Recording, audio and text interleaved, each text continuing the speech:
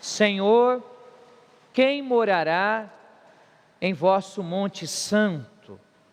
O salmista nos fez essa pergunta hoje: quem que pode habitar no santuário do coração de Deus? É aquele que durante a sua vida cultiva uma amizade com o Senhor.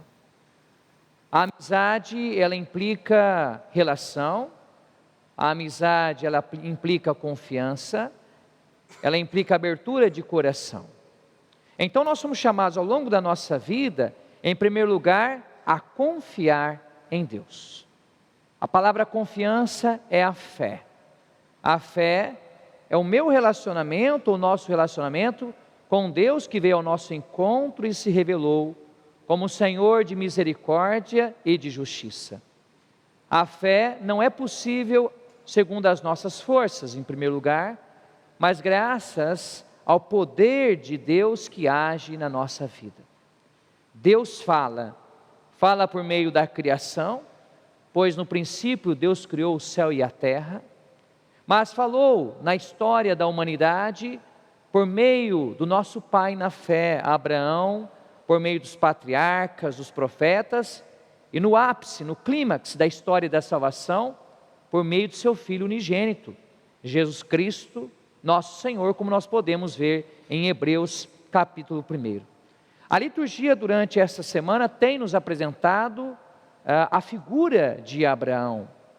E Abraão, no fundo, é um símbolo da nossa vida, do nosso relacionamento de amizade ou talvez de inimizade com Deus. Abraão foi chamado por Deus para sair da terra dele, da casa de seu pai, de sua mãe, de sua parentela, para ir a uma terra onde corre leite e mel, uma terra que Deus lhe mostraria. E Abraão se coloca em total disposição, ele sai, ele acolhe a proposta de Deus. E por que Deus diz que para Abraão sair de sua terra? Porque seria vantajoso para ele. No primeiro momento, talvez Abraão não compreendeu esse pedido de Deus, como nós não compreendemos tantas vezes o que Deus está querendo de nós concretamente em uma determinada situação. No entanto, ele acolhe a proposta de Deus para a vida dele. Ao acolher essa proposta, toda a palavra de Deus, de Gênesis capítulo 12 até o Gênesis capítulo 25, vai nos mostrar como Abraão vai desenvolver a fé. A fé não é algo garantido. A fé, como uma relação com o Senhor da vida, ela precisa ser cultivada, ela precisa ser cuidada. Para nós, cristãos católicos, a fé começa no dia do nosso batismo.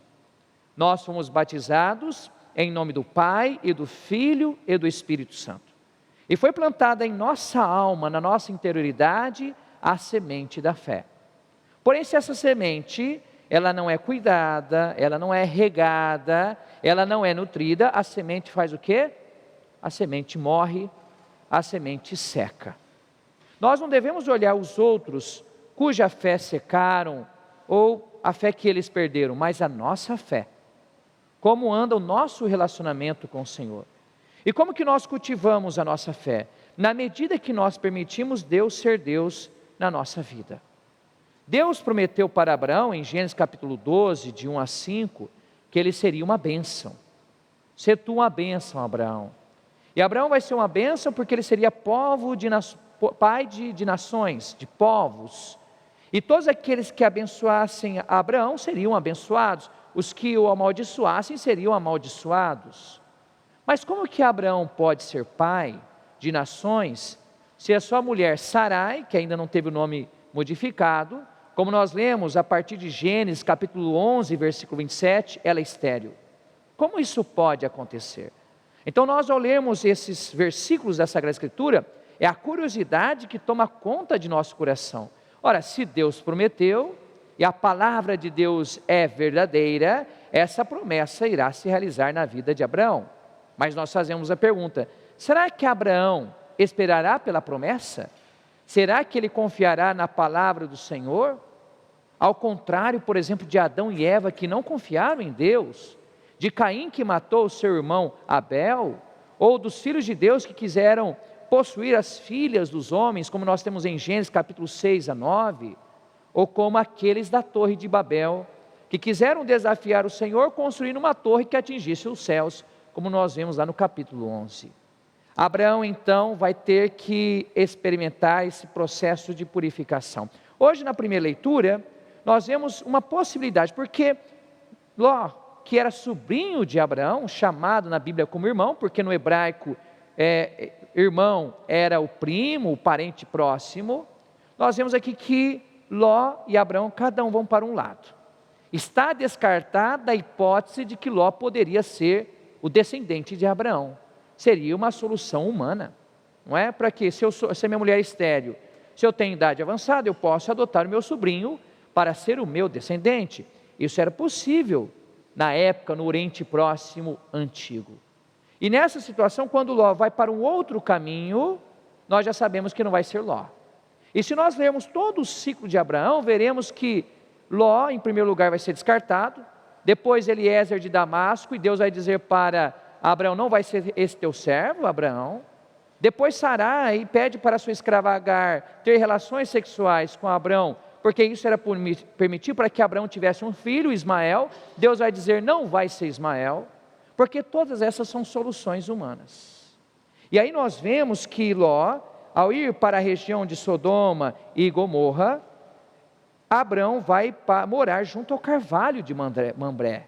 Nós devemos lembrar deste local, lá em Gênesis capítulo 18, porque vai ser no carvalho de Mambré que Deus vai visitar Abraão, Deus e 2 anjos, mensagem de 3 homens, no início lá do capítulo 18, e graças à hospitalidade de Abraão, Deus vai falar: a sua mulher ficará grávida.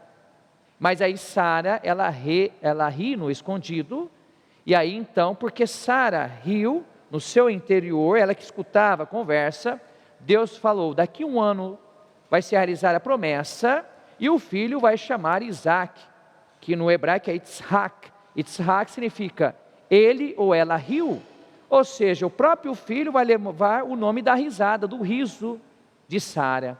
O que nos mostra todo esse percurso? Veja que a fé, a promessa de Deus não é algo mágico.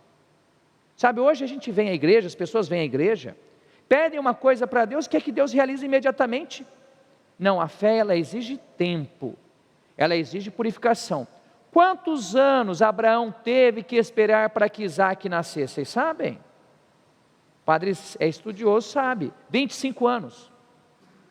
Abraão, quando saiu da casa do pai, tinha 75, vai ser pai de Isaac com 100, 25 anos para a promessa de Deus se realizar na vida dele. E as pessoas querem que imediatamente Deus faça as coisas. Às vezes as pessoas pedem as coisas e querem que Deus, no fundo, seja servidor das pessoas. É o contrário. Deus é um verdadeiro educador. E muitas vezes o tempo é necessário para nós amadurecermos a nossa opção por Deus. É como uma fruta no pé. Se você colher uma fruta antes do tempo, por exemplo, uma banana verde. Alguém já comeu banana verde? Será que é gostoso de comer banana verde? Alguém já experimentou? Se a banana estiver verde, você come a banana, que gosto você tem na boca? É doce? Não, porque não era o tempo da banana estar madura. Ou mesmo a manga verde. Às vezes as pessoas ficam fazendo caretas para Deus, porque querem que Deus realize a sua ação antes do tempo. Então veja, Abraão nos mostra esse processo da educação da fé. Você tem confiado na promessa de Deus? Deus vai falar para Abraão: eu vou te dar toda essa terra aqui para você, Abraão. Você sabe qual que foi a única terra que Abraão teve? O sepulcro da sua mulher Sara, e ainda porque ele comprou. Às vezes a promessa de Deus não é para nós, é para nós, mas por meio de nós para um outro. Então vamos abrir o nosso coração para Deus, porque fé é isso, fé é confiar em Deus. Por isso que o apóstolo Paulo, em Romanos capítulo 4, vai dizer que Abraão creu contra toda a esperança. Por isso que ele é o pai da fé. Por isso que quem tem fé, espera em Deus, ainda que a promessa de Deus não se realize quando queremos e da forma como nós pensamos. No evangelho de hoje, Jesus está educando a comunidade cristã. E ele diz para os seus discípulos: não deis aos cães as coisas santas, nem atireis vossas pérolas aos porcos. O que são coisas santas? O que são as pérolas aqui? É o próprio Evangelho. Nós devemos dar o Evangelho, aquilo que é a riqueza da nossa fé, para quem tem fé, para quem aceita o processo da salvação. Mas padre, você está querendo dizer que a gente não deve evangelizar aqueles que não creem? Não, nós devemos evangelizar, mas deve haver uma pedagogia. Assim como Deus é um verdadeiro pedagogo, um verdadeiro professor, também nós devemos ter pedagogia. Uma pessoa recém-convertida, ela não pode pegar o microfone e começar a falar na igreja, ela é recém-convertida. A fé dela precisa ser provada no fogo e no tempo. Infelizmente, nas nossas comunidades, por falta de lideranças, de pessoas, nós os apressamos e a pessoa não está madura, a pessoa está verde. Consequentemente, não transmitirá a doçura do Evangelho, que precisa de tempo e de maturidade espiritual. Jesus aqui no Evangelho vai falar o seguinte: tudo quanto quereis que os outros os façam, fazei também a eles. Eu me lembro que eu tinha um professor de filosofia, quando eu fiz a especialização em filosofia em Ouro Preto, Minas Gerais, que ele dizia: olha como que a ética cristã é egoísta, porque isso também as outras religiões ensinam. Mal sabia ele que ele não pode pegar um versículo da Bíblia e absolutizá-lo. Veja que Jesus é positivo, você deve fazer ao outro, você deve ser proativo. Quem tem fé tem iniciativa. Só que a medida não é o eu aqui, como ele pensava, a medida é Cristo. Eu vou fazer ao outro na medida que Cristo vive em mim, na medida que eu tenho fé. E aí Jesus vai dizer: a fé, ela é uma porta estreita, a verdadeira fé. Fé não é fácil ter fé, exige verdadeira conversão, disposição de vida. E hoje o que as pessoas querem na igreja? Querem facilidade. Ai, se o padre pregar o Evangelho claramente, esse padre é muito chato, nos incomoda, mas nós temos que ter a pregação profética, porque muitas pessoas querem estar na igreja e ficar com o caminho largo, a porta larga. Quem que é a porta aqui? A porta é Jesus. Ele vai dizer no Evangelho de João: eu sou a porta do redil, a porta das ovelhas. Vocês sabiam que quando vocês entram no espaço sagrado, geralmente tem uma porta no meio. A porta pode ser de madeira, enfeitada. A porta é Jesus, a porta estreita. Então quando você vier à igreja, saiba que a fé é isso, é uma porta estreita. Vai exigir de você fidelidade na crise, na perseguição, na cruz. Por quê? Estar junto de Deus só quando tudo vai bem, isso é muito fácil. Agora, estar junto de Deus na dor, no sofrimento, na perseguição, isso é fé. Abraão teve que esperar 25 anos. Por que você quer parar ontem a ação de Deus na sua vida?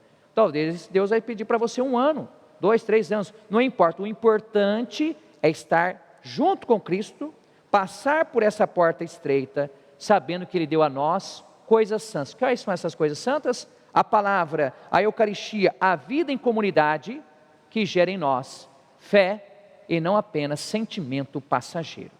Assim como Abraão, assim à luz do ensino de Jesus, nós queremos ter fé, ainda que custe. Vamos pedir a Deus que Ele nos eduque, e Ele nos educa realmente pela palavra, porque a palavra é mais penetrante que uma espada de 2 gumes. Vamos oferecer o nosso desejo pela uma fé verdadeira no altar, cantando.